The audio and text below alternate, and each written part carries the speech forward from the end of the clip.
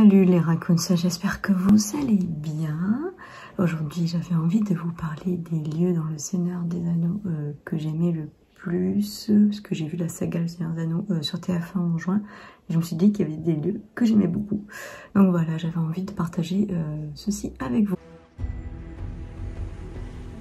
C'est un endroit dans la région du Gondor, mais elle a été prise par les Nazgûl. À l'époque, le roi Isildur, le roi du Gondor, construit Minas Ithil. Les années passent et Sauron mène une guerre entre les hommes et les elfes. Et pendant le troisième âge, les Nazgûl arrivent à prendre Minas Ithil et ils la nomment Minas Morgul. Ça n'a plus rien à voir, avant c'était tout blanc, il y avait la verdure et tout ça. Maintenant ça ressemble, c'est mort en fait à l'intérieur. La magie noire est fortement présente. Et j'aime beaucoup d'ailleurs cet aspect qu'on se sent pas trop à l'aise en fait à l'intérieur. Et j'aime beaucoup aussi l'architecture. Vous voyez du coup Minas Morgul dans le Retour du Roi quand Frodo, Sam et Gollum vont à Cirith Ungol. Foncombe Mou Imladris est la résidence des elfes. Elle a été construite au deuxième âge par Elrond dans les Monts Brumeux, dans la vallée des Monts Brumeux. Elle sert à la base de refuge pour les elfes, mais pas uniquement, pour les autres races contre les forces du mal, donc contre Sauron. On voit cet endroit tout d'abord dans le Hobbit, quand la compagnie de Thorin va à Foncombe, déjà parce qu'ils ont été pourchassés par des wargs. Donc il faut des vivres, il faut qu'ils se reposent, mais aussi pour que Elrond arrive à lire la carte d'Erebor. Et ensuite on voit dans le Seigneur des Anneaux, on voit cette cité plusieurs fois, mais la première fois c'est quand la communauté de l'anneau est créée. C'est un endroit que j'aime beaucoup, qui a l'air magique, on doit s'y sentir bien à l'intérieur. D'ailleurs c'est le but de Foncombe. Le lieu des Hobbits qui se trouve dans la région d'Eriador et dans le royaume d'Arnor. La comté a été fondée en 1601 par des Hobbits, jusque là tout va bien.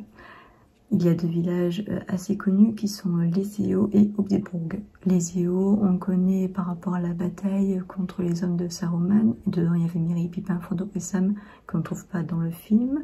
Et Hobbitburg, c'est là où se trouve Cul-de-sac, donc la résidence des Sakés. C'est dans le quartier ouest, parce que vous avez 4 quartiers, le quartier nord, le quartier sud, le quartier est et le quartier ouest. C'est un endroit qu'on peut visiter en vrai en Nouvelle-Zélande, parce qu'ils ont laissé les décors du tournage.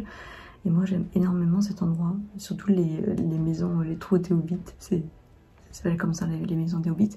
C'est super mignon, il y a de la verdure, c'est en totale coordination avec des Hobbits. Enfin, vous attendez vraiment à voir sortir un Hobbit en fait de leur trou justement. Le royaume des nains se trouve dans la montagne solitaire.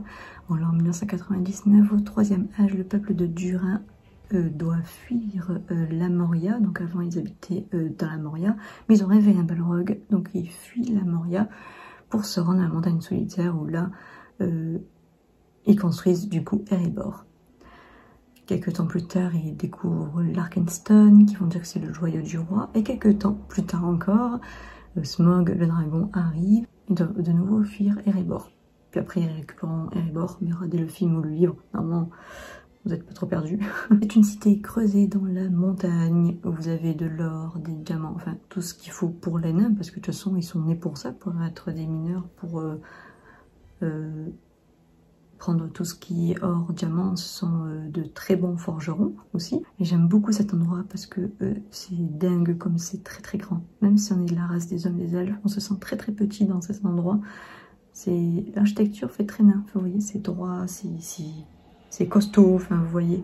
Il y a une référence aussi, c'est la Moria, qui ressemble un peu à Erebor. À l'intérieur, c'est grand, comme je l'ai dit. Même Smaug a réussi à rentrer sans problème à l'intérieur. Il a pu aussi se déplacer à l'intérieur sans problème.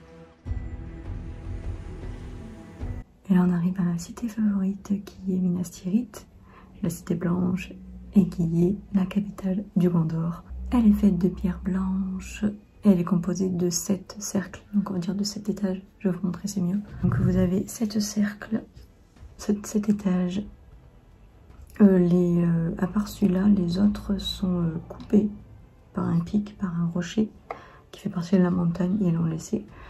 Et les cercles mènent à la citadelle qui est là. Et là, normalement, ça fait l'arbre blanc du Gondor. La cité est fortifiée, donc vous pouvez pas rentrer n'importe comment dedans. Et elle est assez costaud quand même. Voilà, voilà. C'est un endroit assez impressionnant quand même. Si on regarde, Peter Jackson dans le film s'est inspiré du mont Saint-Michel. Donc c'est encore plus impressionnant. Enfin voilà, j'avais envie un peu de vous montrer les lieux que j'aime dans le Seigneur des Anneaux. J'espère que ça vous a plu. Dites-moi en commentaire les lieux que vous aimez le plus. Sinon, eh bien on se retrouve très bientôt. Salut tout le monde.